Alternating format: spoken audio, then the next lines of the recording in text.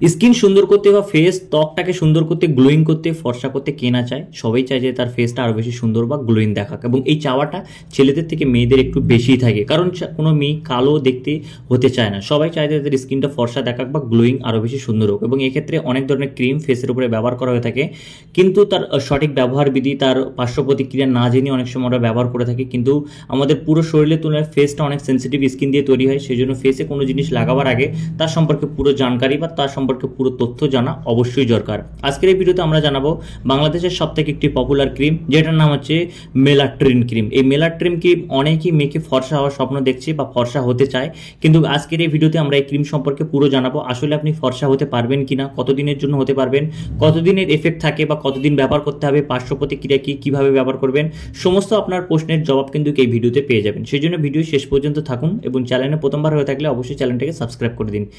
এই ক্রিমটাকে পুরো বাংলাদেশেই পাওয়া যায়, এবং যেটা আমরা মূল্যের কথা বলি, এর এমআরপি আছে 200 টাকা, যেটার উপরে আপনি ডিসকাউন্ট বা ক্যাশব্যাকও পেয়ে যাবেন। যদি আমরা এই ক্রিমের কথা বলে থাকি, তো এটাকে তৈরি করছে জিসকা ফার্মাসিউটিক্যালস, এবং এর মধ্যে 3টি কম্পোজিশন দিয়ে তৈরি করা হয়েছে ক্রিমটাকে, যার মধ্যে 2টি খুব মেন ইম্পোজিশন, এবং একটা আছে এর মধ্যে স্টোরেড। যেমন এর মধ্যে স্টোরেড দেওয়া আছে ফ্লুওসিনোলন হচ্ছে স্টোরেড, এবং এর সাথে 2টো মেডিসিন দেওয়া আছে, একটা হাইড্রোকুইনন এবং হচ্ছে টেরিটেনন হচ্ছে ভিটামিন এর একটা ফর্ম। তো এবার আমরা যদি চলি যে এর ইউজেস কি, আসলে এর ব্যবহার কি, এবং আমাদের ব্যবহারের ফলে কি উপকারিতা পাবো এই ক্রিমটা থেকে। তো আমি আগে বললাম এর মধ্যে 3টি উপকরণ বা জেনেরিক দিয়ে মেডিসিনটাকে তৈরি করা হয়েছে, এবং 3টের কাজ কিন্তু ভিন্ন বা আলাদা আলাদা রকম। যেমন এর মধ্যে যে প্রধান যে উপকরণ, যেটা হচ্ছে হাইড্রোকুইনন, এটি স্কিনটাকে আরও বেশি লাইট করতে সাহায্য করে, এবং স্কিনের মধ্যে যে ডার্কনেস থাকে, যে মেলানিন থাকে, সেই মেলানিনটাকে কিন্তু কমাতে সাহায্য করে। এই মেলানিন আমাদের স্কিনের কালারটাকে নির্ধারণ করে, যে যার স্কিনে যত মেলানিন থাকবে তার ত্বক কিন্তু তত বেশি কালো হবে। সেই জন্য এই মেলানিনটাকে কমাতে বা রিডিউস করতে সাহায্য করে, যার কারণে আপনার স্কিন আর একটু বেশি ফর্সা দেখায় বা একটু বেশি লাইটনিং দেখায়। এবং এরপরে চলে আসি, যেটা হচ্ছে টেরিটেনন বা ভিটামিন এর একটা ফর্ম। এটি কি করে আপনার স্কিনটাকে রিনিউ করতে সাহায্য করে, নতুন স্কিনে সাহায্য করে, এবং স্কিনের উপরে যে ডেড স্কিনগুলো থাকে, সেই ডেড স্কিন বা ডেড সেলগুলোকে রিমুভ করতে সাহায্য করে, নতুন স্কিন প্রকাশিত করতে অনেক বেশি সাহায্য করে। এবং শেষে যে উপকরণটির কথা বলবো, সেটা হচ্ছে ফ্লুওসিনোলন, যেটা একটা স্টোরেড। শুধুমাত্র এটি স্টোরেড নয়, এই ধরনের অনেক স্টোরেড এই ক্রিমে ব্যবহার করা হয়ে থাকে। এই ধরনের ক্রিমে যেমন ধরুন হাইড্রোকুইনন এবং টেরিটেনন, এটি বিদ্যমান থাকে। এছাড়া এই স্টোরেড কিন্তু পরিবর্তন হতে পারে, যেমন ক্লোভিটাসল হতে পারে বা মোমেটাসন হতে পারে।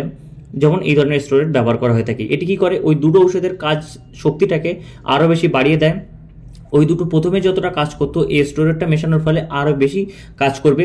এবং তাছাড়া স্কিনের উপরে যে ধরনের রেডনেস আছে বা ইচিং বা চুলকানো টাইপের যে সমস্যা হয়, সেগুলো কিন্তু এই স্টোরেড ব্যবহার করার ফলে সেটার হবে না। অর্থাৎ এই 3টে কম্পোজিশন বিভিন্নভাবে আপনাকে সাহায্য করে, আপনার স্কিনটাকে গ্লোয়িং করতে সাহায্য করবে, এবং স্কিনটাকে রিনিউ করবে, নতুন স্কিনে প্রকাশিত করতে সাহায্য করবে। কিন্তু একটা জিনিস মনে রাখবে, কোনো ক্রিমের এমন ক্রিম নেই যে যার পার্শ্ব প্রতিক্রিয়া নেই। সব ক্রিমের পার্শ্ব প্রতিক্রিয়া আছে। যদি আপনি বেশি পরিমাণে ব্যবহার করেন, এই পার্শ্ব প্রতিক্রিয়া কিন্তু দ্রুত দেখা দেবে এবং বেশি পরিমাণে বা বেশি জায়গায় ছড়িয়ে পড়বে। সেই জন্য এই ক্রিমটাকে আপনি ব্যবহার করার আগে আপনার স্কিন সম্পর্কে জানুন, যে আপনার স্কিন যদি সেন্সিটিভ স্কিন হয় বা আপনার স্কিনে যদি বিভিন্ন ধরনের অ্যালার্জিক সমস্যা থাকে, কখনোই এই ধরনের ক্রিম ব্যবহার করা ঠিক নয়। আর একটা কথা, এই ধরনের ক্রিম আপনি কিন্তু রোজ ব্যবহার করবেন না, বা ব্যবহার করে বাইরে যাবেন না। সূর্যের আলো যদি এই ক্রিম ব্যবহার করা অবস্থায় আপনার মুখের উপরে পড়ে, সেক্ষেত্রে ফেসে ইউভি রশ্মির দ্বারা বার্নিং এফেক্ট বা পুড়ে যাওয়ার দাগ কিন্তু আসতে পারে। সেই জন্য দিনের বেলা ব্যবহার না করাই ভালো, এবং রাতের বেলায় ব্যবহার করবেন। ব্যবহার করে সকালবেলা উঠে ফেসটাকে ওয়াশ করে নেবেন। তো এটা সপ্তাহে আপনি 1 থেকে 2 বার বা 3 বারও করতে পারেন, তার বেশি ব্যবহার না করাই ভালো। এবং দীর্ঘদিন এটাকে ব্যবহার করবেন না, যার ফলে আপনার স্কিনে কিন্তু বিভিন্ন ধরনের সমস্যা বা সাইড এফেক্ট আসতে পারে। তো বন্ধুরা, এই ক্রিমটি ব্যবহার করার আগে অবশ্যই ক্রিমের ইনফরমেশন জেনে এবং ডক্টরের পরামর্শ নিয়ে তারপরেই ব্যবহার করবেন। তো আজকের এই ভিডিও আমরা এখানে শেষ করছি, এবং যদি ভিডিওটি ভালো লেগে থাকে লাইক শেয়ার করবেন, এবং এই ধরনের ভিডিও দেখার জন্য চ্যানেলকে সাবস্ক্রাইব করে পাশে থাকা বেল আইকনটি ক্লিক করে দিন।